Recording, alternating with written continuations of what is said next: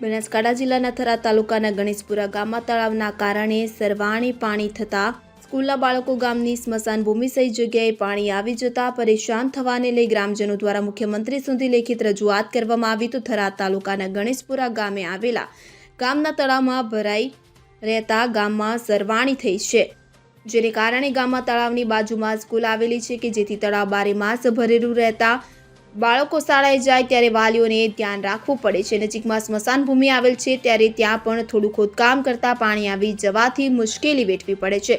તળાવમાં પાણી ભરાઈ જવાથી તળ ઊંચા આવવાથી સોસ કૂવા કે સંડાસના કૂવા પણ બનાવી શકાતા નથી, તે ગ્રામજનો માટે ખૂબ ગંભીર સમસ્યા ઊભી થઈ છે। ત્યારે ગ્રામજનોએ ભેગા મળીને મુખ્યમંત્રીથી લઈને તાલુકા સુધી લેખિત રજૂઆત કરી હતી અને તાત્કાલિક આ સમસ્યાનો ઉકેલ લાવવામાં આવે તેવી માંગ કરી છે। Bureau report CN24 news. હવે જુઓ દેશ દુનિયાની તમામ ખબરો તમારી આંગળીના ટેરવે।